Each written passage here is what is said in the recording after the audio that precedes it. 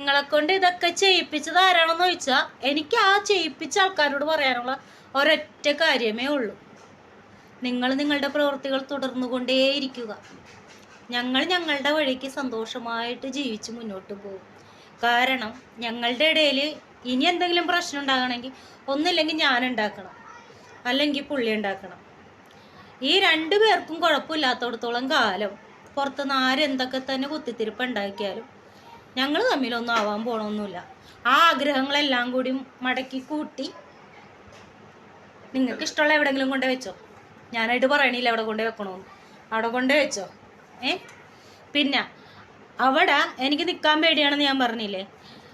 വെറുതെ അങ്ങോട്ട് പോകുമ്പോൾ പുറത്തിട്ടിടിക്കുക, വെറുതെ കയറിട്ട് കുരുക്കുക, പിന്നെന്താ പറയുക, ഒരു സൈസ് കുസലിത പ്രവൃത്തികളായിരുന്നു അവിടുത്തെ. അത് സഹിക്കാൻ പറ്റൂലായിരുന്നു. ശരിക്കും 2 മാസം ഞാൻ അവിടെ നിന്നുള്ളതെന്നുണ്ടെങ്കിലും എൻ്റെ 2 ആയുസ് നിന്ന് തീർത്ത പോലത്തെ ഒരു അനുഭവമായിരുന്നു എനിക്ക്. ഒരു ദിവസം രാവിലെ നേരം വെളുത്ത് കഴിഞ്ഞിട്ടുണ്ടെങ്കിൽ എനിക്ക് വൈകുന്നേരം ആകണ വരെ ആദ്യമാണ്. രാത്രി ആയാൽ ഞാൻ പകലാകല്ലേ എന്ന് പ്രാർത്ഥിച്ചിരുന്ന ഒരു വീടാണത്. അവിടെ നിന്ന് ഞാൻ രക്ഷപ്പെട്ടെന്നേ ഞാൻ പറയുള്ളൂ. അതിന് നിങ്ങളുടെ കുറേ പ്രവൃത്തികൾ ഞങ്ങൾക്ക് വളരെയധികം സഹായമായി. ഇന്ന് ഞങ്ങൾക്ക് ബന്ധം എന്താണ്, സ്വന്തം എന്താണ്, എല്ലാം ഞങ്ങൾക്ക് മനസ്സിലായി. ഒരു കാര്യം ഞങ്ങൾ പറഞ്ഞു തരാം. എന്താണെന്ന് വെച്ചാ,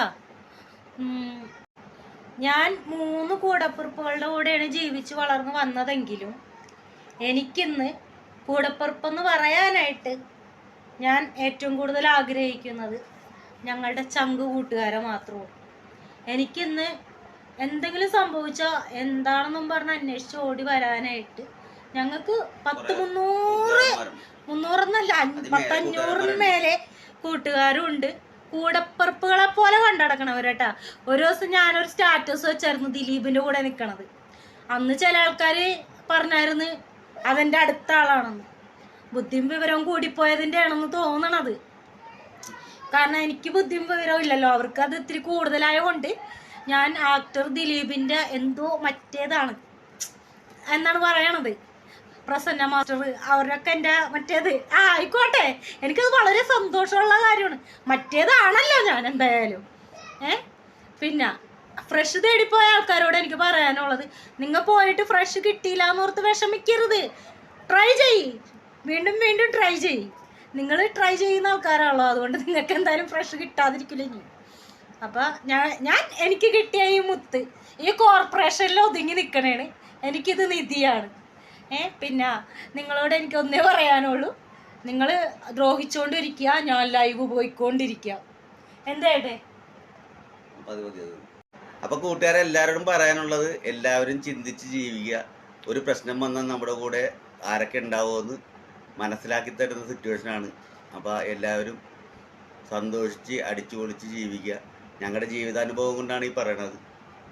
ആരൊക്കെ കൂടെ ഉണ്ടാവുമെന്നും കറക്റ്റായിട്ട് മനസ്സിലാക്കി തന്നു. ഞങ്ങളുടെ ജീവിതം ഇപ്പം അടിപൊളിയാണ്. ഇപ്പം നല്ല സന്തോഷത്തിലാണ് ഞങ്ങൾ ജീവിക്കുന്നത്. ആപത്തിൽ നമ്മളെ കൈപിടിക്കുന്നത് ആരോ അതാണ് നമ്മുടെ സ്വന്തം നമ്മുടെ ബന്ധങ്ങളും അല്ല. അല്ലാതെ ഒരാപത്ത് വരുമ്പോഴത്തേക്കും കൈയൊഴിയുന്ന ആരും നമ്മുടെ ആരും അല്ല. അതുപോലെ ഒരു ആപത്ത് ഉണ്ടാക്കി മനഃപൂർവ്വം നമ്മൾ ഒഴിവാക്കുന്ന ആൾക്കാരും നമ്മുടെ ആരും അല്ല. സ്വന്തം വീട്ടിൽ നിന്ന് സ്വന്തം ചോര ചവിട്ടി പുറത്താക്കുമ്പോഴുള്ള ആ വിഷമം മനസ്സിലാക്കി വന്നവനാണ് ഞാൻ. സ്വന്തം വീടുണ്ടായിട്ട് ഞാൻ വാടകയ്ക്കാണ് ഇപ്പോൾ താമസിക്കണം. അപ്പം എല്ലാവരും അറിഞ്ഞും കണ്ടും ജീവിക്കുക. ജീവിക്കുക. വാക്കുകൾ കിട്ടുന്നില്ല, അതാണ് പ്രശ്നം. എന്തെങ്കിലും പറയണമെന്നുണ്ട്, കുറേ പറയണമെന്നുണ്ട്, പക്ഷെ അത് പറ്റണില്ല. അപ്പം അടിച്ചു പൊളിച്ച് ജീവിക്കുക എല്ലാവരും ഹാപ്പി ആയിട്ട്. നമ്മള് അവരുണ്ടാവും ഇവരുണ്ടാവും എന്നൊന്നും പറഞ്ഞിട്ട് കാര്യമില്ല. ചിലപ്പോ നമ്മള് പ്രസവിച്ച അവര് വരെ നമ്മളെ തള്ളിക്കളയും. അപ്പൊ അനുഭവത്തിൽ എന്ന് പറയണേണ് ഞങ്ങൾ ഒരിക്കലും തളർത്താനും നോക്കണ്ട. തളരുക മൊത്തം നിങ്ങളായിരിക്കും. അപ്പൊ ഈ വീഡിയോ ഇവിടെ അവസാനിക്കുന്നു.